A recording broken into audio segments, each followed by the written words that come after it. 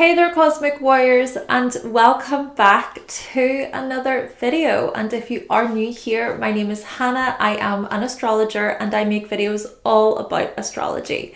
Okay, so in today's video we're going to be discussing stelliums. So what are they and how to know if you have a stellium, how to find them, all that good stuff.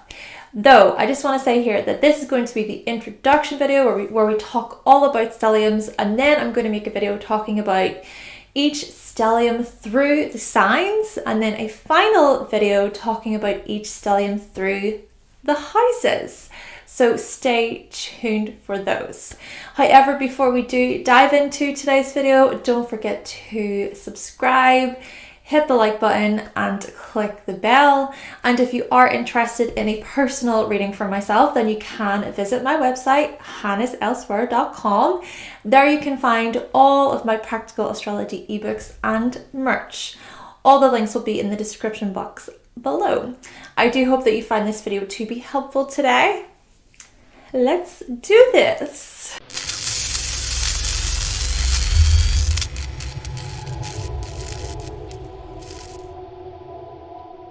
Alright, so what exactly are stelliums? Have you heard of this term before? Have you not heard of this term before? Do you have a stellium in your chart? Let's get into this and let us know your answers to these questions. Though essentially, a stellium is often described as having 3 or more planets in one sign or house in your natal chart. Though on the other hand, there are other astrologers who say 4 or more planets. I used to say 4 or more planets, but today I can see why 3 would also qualify as having a stellium. Though really, a stellium is referred to as having a cluster of planets in one sign or house. I've actually heard some astrologers say cluster of planets instead of stellium, but the really interesting thing about stelliums is that stelliums in signs can point toward dominant parts of your personality, so these big parts of your personality, and then stelliums in houses can point toward huge areas of focus in your life. Though if you're using the whole sign system, which I use by default in my practice, if you have a stellium in a sign, then you're automatically going to have that stellium in the same house that sign rules. Though, of course, other house systems can show things very differently. And typically, if you have a stellium, it will impact what your dominant signs are. So you can look into those.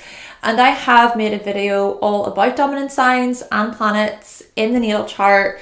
So feel free to check out that video for more information on how all of that works. But just to give an example here, if you have a stellium in Libra, you could very well be dominant in the sign of Libra.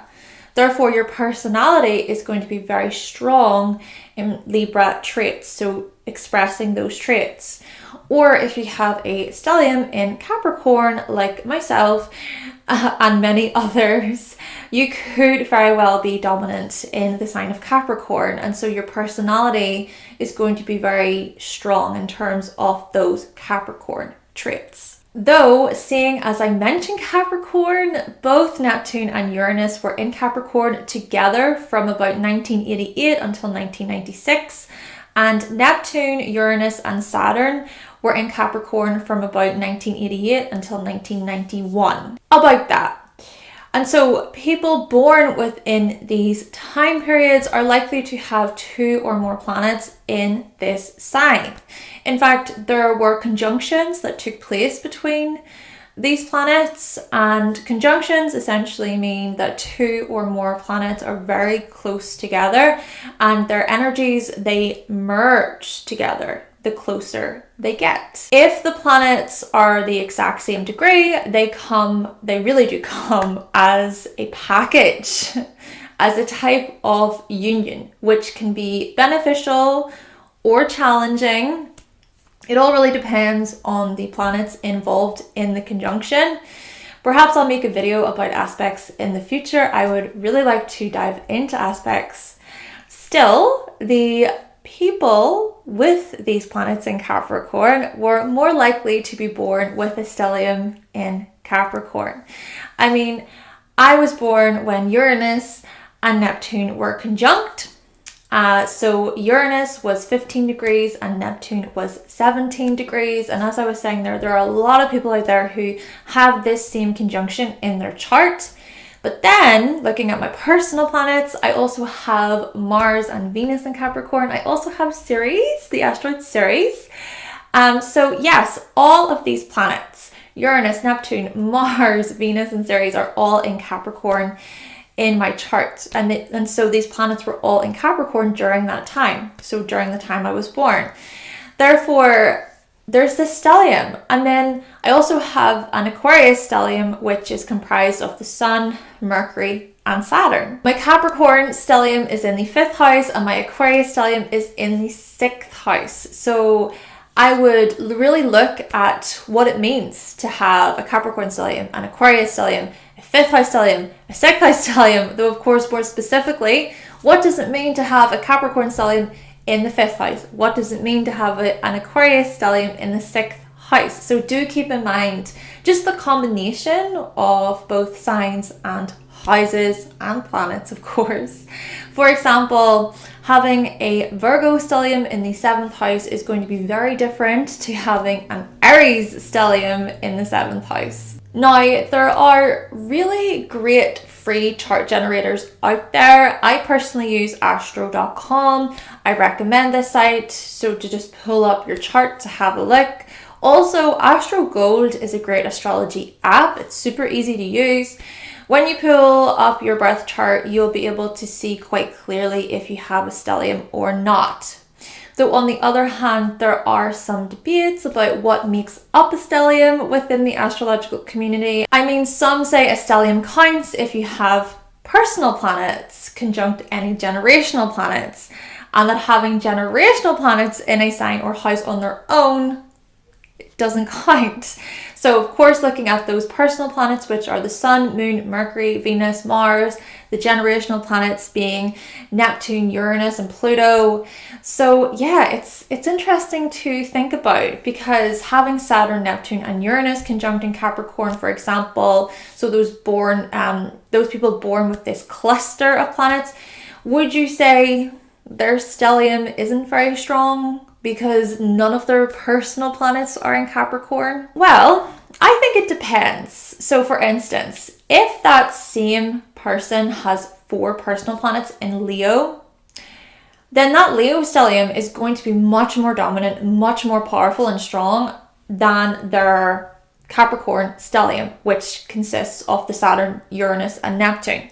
But if that Capricorn stellium is their only stellium and their personal planets are kind of all spread out across the chart, but then of course, even if we think about their Capricorn planets being in the 1st house and they have a Capricorn rising, or even if that Capricorn stellium is in the 5th house, the 5th house of self-expression, well, perhaps their Capricorn energy is going to be pretty strong still. So basically what I'm trying to get at here, folks, is look at the whole chart. Also consider how close the planets are together. So very close conjunctions are going to be stronger, as I was trying to explain earlier. But if the planets are really far away from each other in a particular sign or house, maybe the energy isn't going to be as powerful.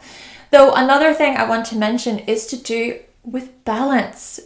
See, when we have so much energy in one sign or one house, this means that the sign opposite or the sign or the house opposite isn't so strong, okay? There might be a lack of balance in this respect. Not to mention, we can over-identify with our stelliums, where we turn into these power freaks whilst subconsciously denying other parts of ourselves, i.e.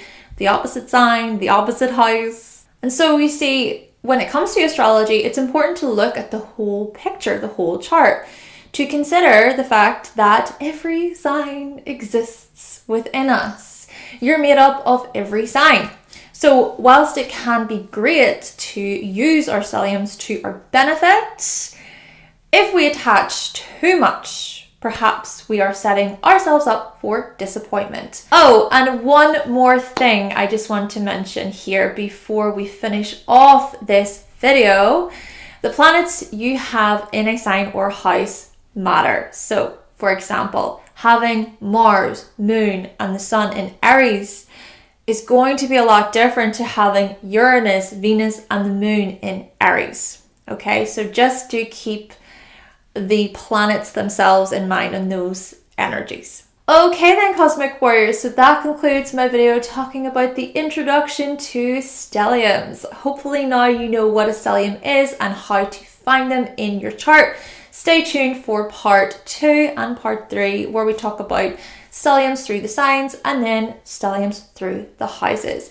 I do hope that you found this video to be helpful today. Did you learn something new? Do you have a stellium in your chart? Let us know in the comment section. It would be great to get your feedback and your thoughts on this topic.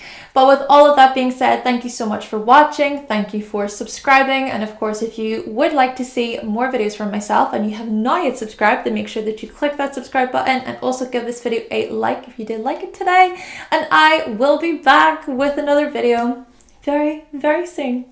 Bye.